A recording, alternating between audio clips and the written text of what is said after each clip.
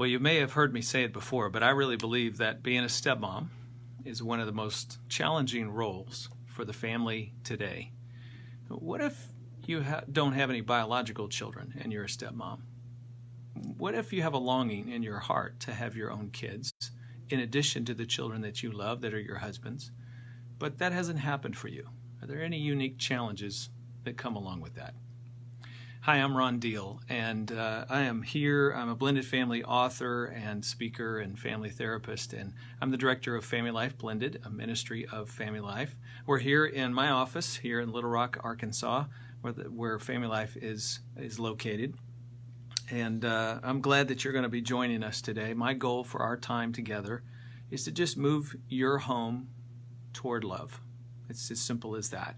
We're going to be having a conversation today with a good friend of mine, and author and speaker, Laura Petherbridge. We're going to be talking about childless stepmoms, and we hope to be hearing from you as well. So feel free to comment and join in, ask questions. You can do that just by hitting the comment box. I'm joined by Shannon Simmons. She's going to be here monitoring your questions and comments and feeding those to Laura and I. Laura will be joining us here in just a few minutes.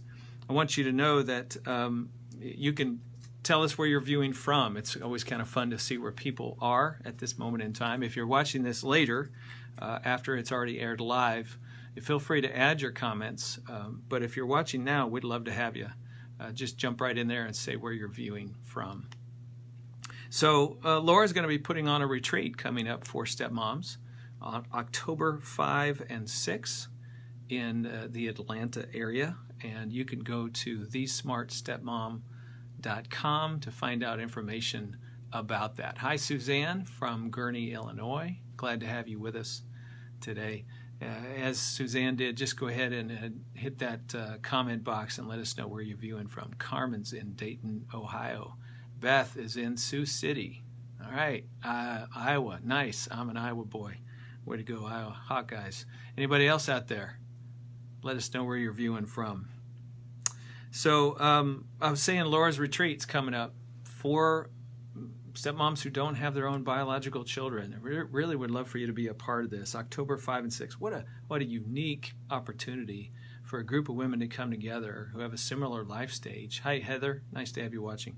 And come together around a weekend and spend some time together. Misty in Nashville. So October 5 and 6, Atlanta area, thesmartstepmom.com is Laura's site where you can get a hold of that. So just watching for Laura to jump on and join us. Hopefully she'll be here in a few minutes. Hey, James Cruz is with us. Hey, James. Nice to have you here. James is an author. He's written a bunch of good stuff for single dads. Yeah, nice to have him in the house. Heather is with us from Cleveland, Ohio. I'd love for you to be posting comments and questions. Hey, Linda, nice to have you with us today. So post questions that you'd love to have answered, just thinking through this situation. What's it like? What are some of the key emotions that you experience? Some of the things that maybe you don't always talk about, that you wonder about or wrestle with. Are these common? Are these situations that other people experience as well? I think you'll probably find that they are. Well, one of the things that Laura has written about in the past, let's just open with this, is this sense that the bond that a husband has with the mother of his children is something that stepmoms don't share with their husbands. If you had a child together, that would be different. That bond would be there. But if you don't, then there's kind of that sense of that absence. I'm not sure that us dads get that very well. I'm not sure that we experience the same way that a lot of women do. What do you guys think about that? Hey, there's Laura. Nice to have you with us. I'm not sure that isn't the same. Laura's coming on right now. She's joining us any second now. Facebook's working, and there she is. Hey, Laura. Hey. Nice to have you here. Thank you. Can you hear me okay? Yes, I can. Great. I can. Great. We got a number of folks joining us so far, so it's good to have you. Thank you. Tell us again where you are right at this moment in time. I am north of Atlanta. We live north of Atlanta right now, but check back in a few months. That could change. Okay. The day isn't over yet. I That's understand. right. That's right. By the way, April, welcome joining us from Columbia, Tennessee. Nice to have you here. So I mentioned that you're going to be doing this retreat for uh, childless stepmoms, October Yes. 5 and 6 in the Atlanta area. And I told them website, Smart Stepmom, thesmartstepmom.com is where people can go to get information to learn about being a part of that. And so that'd be great. By the way, James Cruz just jumped in and shared that he's signed up to attend the Summit on Step Family Ministry. Yay. That we're going to be putting on here late October, 24th, 25, 26. That's here in Little Rock this year, and Laura's going to be a part of that, and so she and I will be there as well as many, many others from around the country. If you're not familiar with that, that is a ministry equipping event for people who want to help their church have a ministry of some kind to blended families. So we'd love to have you join us. Just go to FamilyLife.com to get information about it. Laura, let me just jump right in. We were talking as you were coming on. I'm sure you didn't hear it, but I was talking about the bond factor that women often want to have with their husband. And if you haven't shared a child together, women often feel like they're missing something there. Her husband has children, and in a sense, she's joining him in loving and caring for his kids. But the fact that it wasn't your child, wasn't born to the two of you, that there's something missing there. And I owned it, that I think us guys, we don't have the same need for that bond uh, Yes. that I think women do. Mhm. Yeah, and so could you just speak to that for a minute? I mean, is that something that a lot of women that are contacting you, is that a longing that they're hoping for? Yeah, it's so multifaceted too. It's not just like one lane. Yeah. It can be just because as women, we have a womb, we're thinking we want a baby, I mean, Hmm. we're wired that way. We're created Yeah. that way to give life. And so I think that is why sometimes guys just don't get it as easily or as much. Some women don't have that longing to have a child, but Mm. they still think they were going to be a mom to their stepkids. They Mm. before they got married, they sort of thought, well, I'll be able to fill those mom feelings that I have when I Yeah. marry a man with kids. And if they don't feel that, or if it's not reciprocated, that can feel devastating. Mm. So it's really, this Yeah. whole mom thing is very complicated. And some Yeah. women don't even know it themselves until they become a stepmom. It's such a special place in a woman's heart to feel that sense of bondedness and connectedness with a child. And I Yes. think you're right. I think that is built in, and part of the beauty of how God designed women. Not that all women have to or need to, or that we're somehow saying you should. We're just saying that's a natural thing. A lot of people feel that. And I think what I just heard you say is there's a thing of not being a physical mom, but there's also a thing of not being an emotional mom with Yes. stepchildren, where if they don't reciprocate that love and you don't feel that concern, that's a gap for women too. Yes. And I think there was an expectation there that when you married a man with kids, especially during the dating season, the kids often Yeah. embrace the new woman in dad's life. They see him Mm-hmm. smiling again or laughing, and they're concerned for their dad. So, and this Yeah. can be little kids or big kids. I don't want people to think either that this is only when the kids are little. But Yeah. even if you were an older, got married as an older lady and you became a stepmom, if you didn't have daughters or something, you may have thought these adult kids were going to fill that gap in your life, or maybe they'll Mm-hmm. take care of me when I get older if I don't have children of my own. And so there's so many realities that can all of a sudden slap you in the face if that doesn't come to fruition. And for many stepmoms, it doesn't. Mm. And that's So going to be so hard in a minute. Let's come back and talk about what they do with that. By the way, I just want to welcome Kara from Texarkana and Pastor Ken from Kenya, East Africa. Nice to have you with us as well. We're talking today with Laura Petherbridge about being a stepmom, when you don't have your own biological children and some of the dynamics that are around that. And I think it's important that we highlight what you said a minute ago, that there are many stepmoms who are that way by choice, childless by choice. And it doesn't necessarily mean that they're unfulfilled or that there's anything wrong for them. But on occasion, there are stepmoms who are childless, and it does feel like something is missing. And that's really the subject that we're talking about today.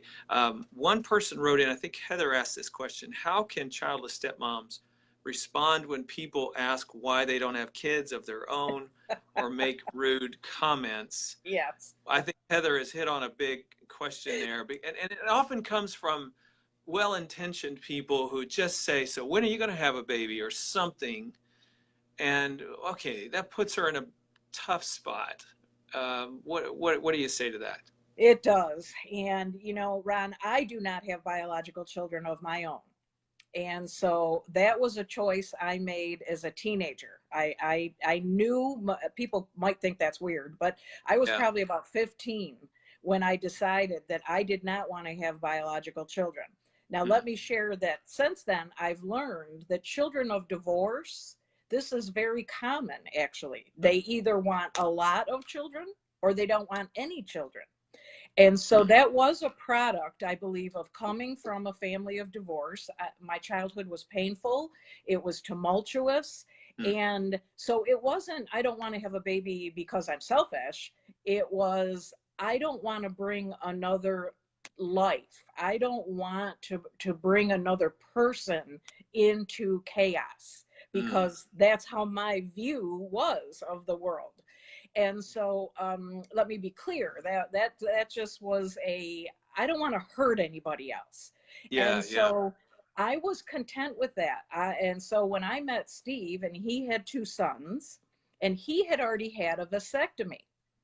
And so he thought, I was only 29. He thought for sure, once he told me I can't have kids, or the chance of me having kids is pretty slim, he thought for sure I was going to run in the other direction. And so this is how God uniquely designs us sometimes. When I said to him, no, it's okay, I don't want to have children anyway. Besides, I came from a step family, and I know how hard it was for me when my dad added a baby to that mix. I was 18 when he brought an ours baby in. And so you had peace with all that. I did. And because I had experienced so much of it myself, you know, God used those broken places in my life for something good. You know? And you know, there's lots of ways that we can find peace. I was just looking at Carmen's comments, and she kind of finds rest in the idea that God had different plans for her, and that kind of helps, I think, bring some peace to her situation. What if somebody has unrest, doesn't have peace? What if they feel cheated? I think that's something you've heard from some childless stepmoms. Feel cheated, like you know, this was a goal for me in growing up as a little girl and becoming a woman, and it hasn't happened. And like you said earlier, what I thought would happen with my stepchildren, maybe that bond or relationship isn't as strong as it just hasn't met that need. Whatever the circumstances are, there's still a hole in their heart. What would you say? Yeah, that is really hard. And like you said before, when people come up and ask you questions about it, see, when people ask me questions, you know, the first thing a woman sometimes will say, how many kids do you have? You know? And so if I had been a woman that was longing to have a baby, like you're describing, I think that would have just stabbed me through the heart. I gotta say, I never ask a woman that question. If a woman has children, within 5 minutes, she's going to tell you about it. So, and if it's a subject she wants to talk about, you know, so I never ask anybody that, because I do know so many women, both stepmoms and non-stepmoms, that cannot have a baby. And it is so painful for them. For stepmoms, even more, because they're mothering someone else's children. And so to answer your question, you know, I don't think there's an easy fix to this. I think you have to be around other stepmoms that are in the same situation to know that your emotions are normal, that you're not being selfish, that you're not being rude, you know, make sure, you know, get that. And then So, I believe you have to find a place where you're at rest with this okay. is not what God had for my life. Hmm. You know, if I'm not going to have a baby, there's a reason, and I need to somehow make peace with that. If you're Hmm. already at a place where you know that's not going to happen, some people are still in the maybe it could happen place, you know, it Hmm. just hasn't yet. But I just think stepmoms that are in this position, find what it is that God does want you to do in the life of your stepkids. it Hmm. it may not be their mother, they already have a mother, but I'll bet you there's another spot that you Hmm. can fill in that child's life that is different than a mom role. Pursue that, pray about that, figure that. Okay, so find out what that bonus mom opportunity is in their lives and try to move in that direction. At the same time, I hear you saying you do have to find peace within yourself between you and God. And I also heard the third thought there was have a group of people you can trust and talk to about some of the things that are challenging and difficult for you. And if it's a group of other women in a similar circumstance, that might even be even better. That sometimes that's hard for a lot of people to orchestrate unless they come to your retreat on October 5th and 6th in Atlanta. Um, it can be difficult to find people just in that circumstance, but having somebody you can talk to, and I call it bleed on, somebody you can just bleed on a Yes. little bit so that you can regroup and go back and do life. I think lots of people have disappointments regarding kids and what you dreamed. And this is not an uncommon experience. There are people who have children, but they didn't have any boys, or they didn't have any Yes. girls, or they don't get to walk somebody down the aisle. I don't get to walk anybody down the aisle. I got three Yeah. boys. You know, it's not going to Uh-huh. happen for me. You know, and I'm glad I don't have to pay for it. That's one Gotta look at the little bright bonus side. there. Yeah, but yeah, you know, you do have to find peace with that disappointment and wrestle with it somehow. Well, one of the other things that I've heard you talk about, and you've written about this quite a bit in your book, 101 Tips for the Smart Stepmom. You've written about this, and educate your husband. Wow. All right, talk to me about that. Educate him how? About what? Yeah, that can be such a sticky subject because it's not uncommon for the husband to think his kids are going to fill your mommy need. Yeah. And you might even have thought they were going to do that before you got married. And then when you got married and you're like, the kids already have a mom. They don't want me to be a mom. You know, okay, so where do I sit? What seat do I sit in here? That's, Mm-hmm. you know, that's the first thing. But it's not uncommon for the husband to say, why aren't my kids enough? Mm-hmm. Why do you feel this need to have another baby? You already Yeah. have three kids. Yeah. And she becomes so frustrated because Yeah. she doesn't want him to think she doesn't love his kids. She does. And she wants to be there and she wants to be that support.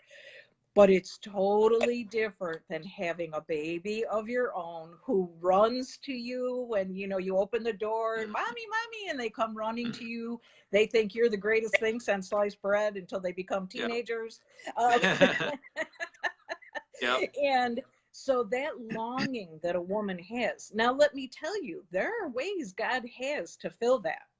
I have two nieces. My brother has two daughters. And when I lived in New York, they lived around the corner from me.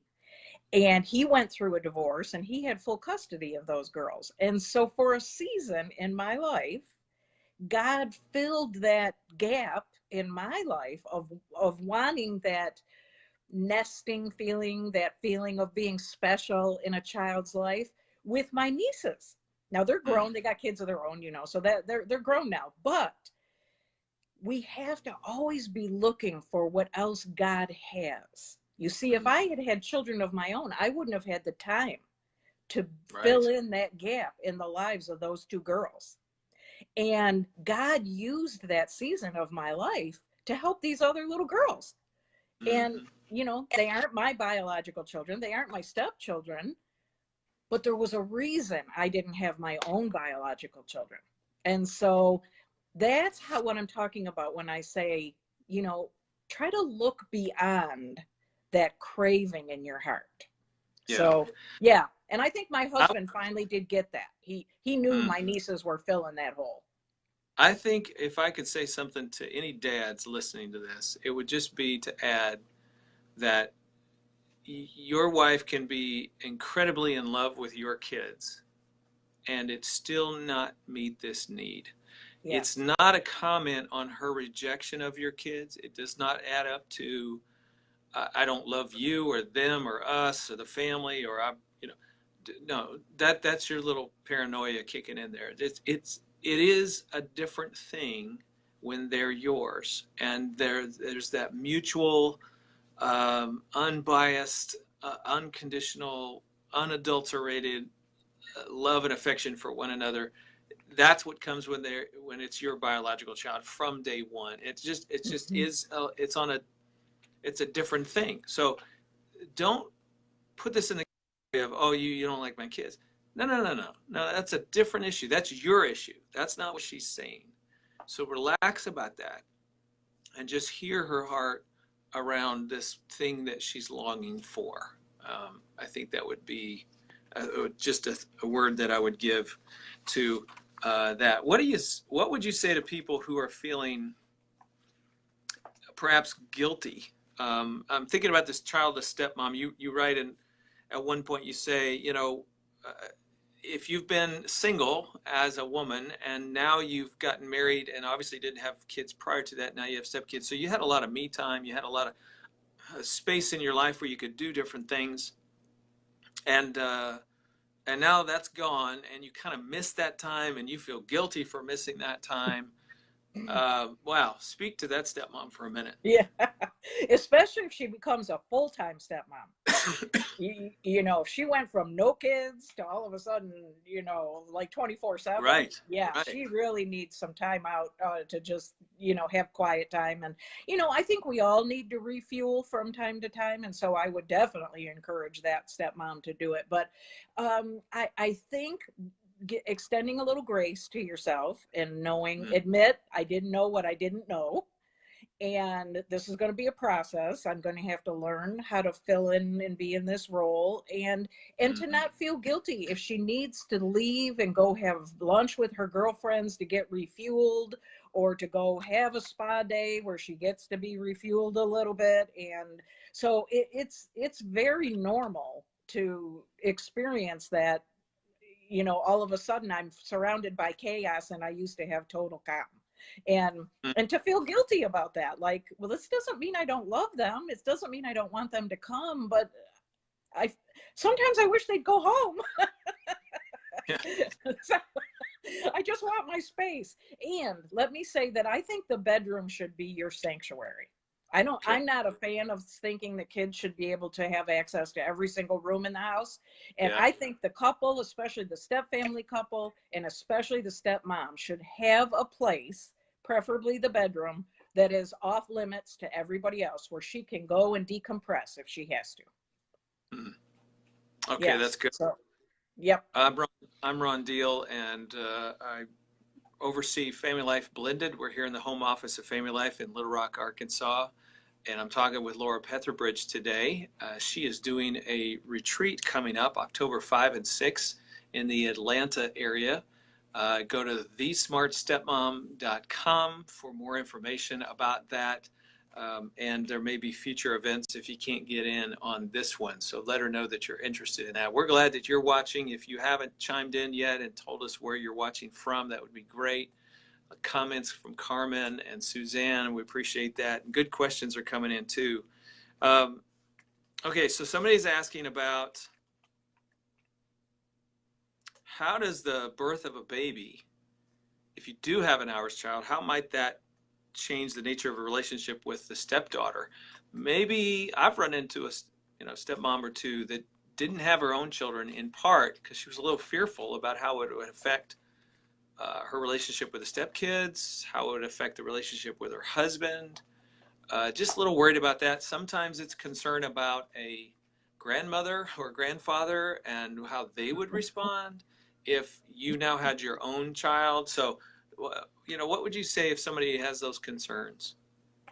I think they're very real concerns, and I think they are very, very wise to sit down and talk this through, preferably before the marriage. Mm-hmm. The husband and Mm-hmm. wife sit down and decide this before the marriage. Not that you can calculate every single question or problem that's going to come up, but it's very important to address this. Are we going to add an hours baby? And that's why you and I put a whole chapter on that in the Smart Stepmom, because it's Yeah. necessary.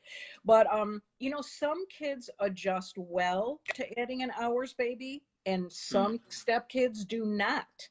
And if the Yeah. biological parent in the other home is telling the child, oh, your dad is having another baby because he's trying to replace you, or that baby's going to replace you, and that happens a lot, that can really factor into the decision and how the child adjusts. So, and the difference between boys and girls too, lots of little girls like having a new baby because it's kind of a doll for them. And where the boys are like, okay, so what? She's crying all the time, so it really is an individual family thing. But boy, oh boy, sit down with your spouse and really talk through, read those chapters you and I have written on the hours baby, and walk through every one of those questions and scenarios, because if you don't, I think you'll be sorry afterwards. Yeah. So that's a great question though. Yeah, and I appreciate that. I think you're right. Solidarity in your marriage is always, the ultimate piece to these questions when you don't have answers. If you're solid in your marriage, then you can kind of deal with different stressors that come along. But if you're not solid there about the decision or how you're moving forward, then you're susceptible to those stressors, and it can divide and conquer. Got to just take a minute and just acknowledge we've had a bunch of people jump in. Nice to see everybody. Tracy from Alabama is here with us. Nice to have you here. There's Tiffany from Lubbock. She's going to the retreat. Looks like she's pretty excited about that. So, and Nicole, Wells Bradford. Nice to have you guys with us today. So, one other thing we got to talk about: bait and switch. Oh. You fell in love with a guy. He said, "I want more kids, and I want them with you, baby." And you get married, and at some point, he says, "No, I don't." Wow, that can be really disappointing. Clearly, you can have a discussion about why he doesn't, what that's about it. And let's just assume here, Laura, that he's not being manipulative, or he's not a control freak, or some other thing is going on. Let's just assume he really did want, and now he's just changed his mind because of whatever reason. And yet that leaves her going, what do I do? Yeah, what are your thoughts? Probably the hardest question on this subject that I get is what you're talking about here, especially when the woman adds, I would have never married this person if I had known that meant I would be childless. Yeah. That this was a deal breaker for me. I always knew I wanted children, and now I feel like he has deceived me. Even if you're saying, the heart is right. He didn't know what he didn't know. It really does pierce her heart. Yeah. And so I feel that couple has to definitely go get some professional counseling, because this is an issue that is so deep and so raw that it can destroy the marriage. Yeah. If it is not, and I do encourage those women to pray that their spouse will change his mind, if that would be God's will for them, that, God will help him to see, you promised this to your spouse and now you are reneging. Now, that doesn't mean I don't understand, because children act very differently after the marriage than they did before the marriage. So I also see his perspective, that he didn't think his kids were going to freak out when he got remarried, and now they are. And so he feels loyal to, well, I got to protect my kids. These kids I already have. I'm obligated to get them through this. And so, boy, oh boy, it is one of the hardest ones going. So praying about your attitude about your spouse, because you can start to hate him for Mm, placing you in this infertile position. uh, right. and working through that and getting professional help to help you navigate those emotions, because it can destroy the marriage if it's not handled properly. Laura, thanks for being with us today. I want to thank all of our viewers for being with us. Laura, in just a second, I want you to say something about the retreat, maybe a little snippet of what people can expect to be a part of that. I'll just mention again, October 5 and 6. It's a retreat for stepmoms who are childless. And so you'll be among friends, and you can go to thesmartstepmom.com for more information on how you can register for that. What will they receive as being a part of that?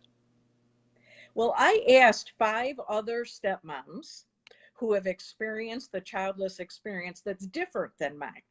So Mm, perhaps they struggled with infertility, miscarriages, later in life marriages. So I didn't want this just to be about my circumstance, because I realize there are a lot of other uh, situations that are different than mine.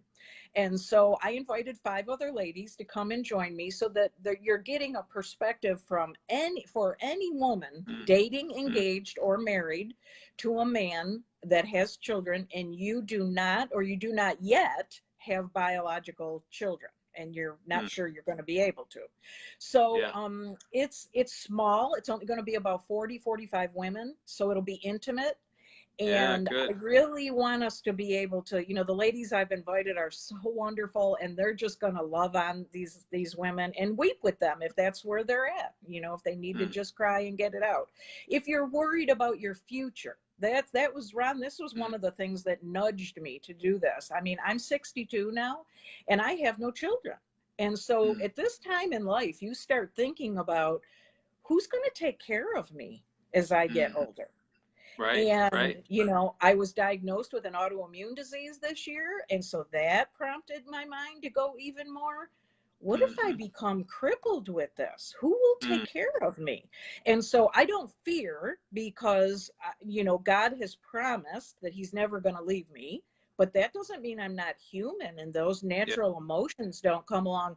Hey, without kids, now, not that having kids gives you a guarantee that you're Not all going to kids have are somebody created to take alike. care of you. But that is one of the reasons I felt Yeah. such a press, because I Mm, want to hug on other childless stepmoms who may be experiencing some fear, uncertainty, grief, and we're just going to encourage each other and yeah. love on each other and pray for each other. Sounds great. That sounds really great. I do want to remind our viewers that the Summit on Step Family Ministry is coming up in October as well, late October, 24, 25, here in Little Rock, Arkansas, the backyard of Family Life. We'd love to have you join us. That's an event for people who want to do ministry in the local church, want to understand step families and step family ministry. Tell a pastor, a friend, a youth minister, the children's pastor, anybody, is welcome to be a part of that. Probably have around 400 people here from all over the world and the country for sure, but few people scattered from around the world usually come to that event. We'd love to have you or somebody from your local church to be a part of that as well. Go to familylife.com and just click on Blended and you'll learn all about it. Laura, it's great to always be with you. Appreciate you, and your heart and your passion for stepmoms is commendable. I love that. Thanks for leading the way. Thank you. I appreciate that, Ron. All right, God bless everybody. We'll invite you back where we can talk about more subjects related to step families in the future. Stay tuned. All right, take care. God bless. Bye bye. Bye.